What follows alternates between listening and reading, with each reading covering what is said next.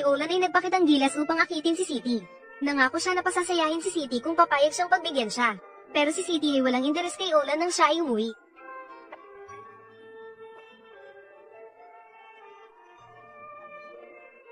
Ang magandang si City ay humingi ng pahintulot sa kanyang asawa upang maging gabay sa turista dahil si Jaren ang humiling nito.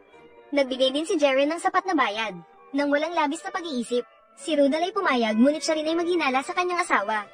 Kinabukasan, nakakuha si Rudal ng therapy mula kay Jaren. Pinapahid ni Jaren ang mga binti ni Rudal upang gamutin ang kanyang pagkaparalisa. Ngunit sa kabilang dako, si Rudal na nasa sakit ay hindi namamalayan na si City ay nagpapakita ng pag-akit kay Jaren. Pagkatapos matapos, si Jaren ay muling aakyat at magkakam, ngunit sa katotohanan,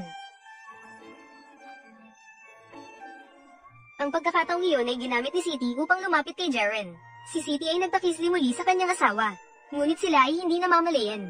Si Olan ay kinuna ng tagpo gamit ang kanyang cellphone ng tahimik. Sa gabi, nagpasya si City na mag-camp kasama si Jaren para sa kanyang asawa. Ipapaalam niya ito sa uli kay Rudal. At kung ano ang nangyari, alam na natin, di ba? Kinabukasan, si City ay muling naglinis ng mga damit sa ilog. Bigla siyang nilapitan ni Olan. Si Olan ay nagbanta kay City sa pamamagitan ng pagpapakita ng video ng kanyang pagtataksil na nagpasama ng loob kay City. Si Olan ay gusto ring ipaalam ito sa asawa ni City. Kaya't si City ay nanawagan kay Olan. Siya ay handang gumawa ng kahit ano basta't hindi gawin ni Olan iyon dahil sa banta ni Olan. Sa wakas ay nagpasakop si City at ibinigay ang nais ni Olan matapos ang kanilang ginawa. Humingi si City kay Olan na tanggalin ang video na iyon pero ayaw ni Olan. Dahil ito ay isang mahalagang armas para makontrol niya si City sa susunod na pagkakataon. Sa gabing iyon habang ang mag-asawa ay matutulog na, nagtapat si Rudal kay City mula sa puso. Humingi siya ng tawad dahil naging pabigat na siya sa buhay ni City. Tinanong din ni Rudal kung mahal pa ba siya ni City. Ngunit humiling si City kay Rudal na huwag ng pag-isipan iyon. Patuloy na lumipas ang mga araw. Patuloy na sumasailalim si Rudal sa therapy na pinangunahan ni Jaren.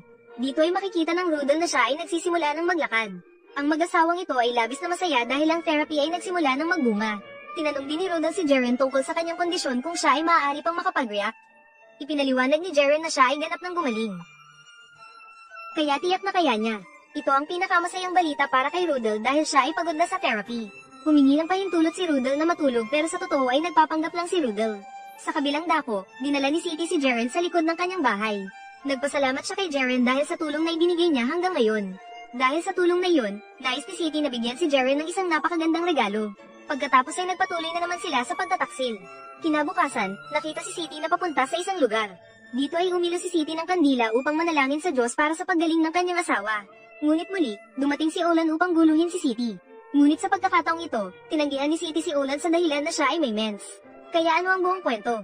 Panoorin ang susunod na bahagi.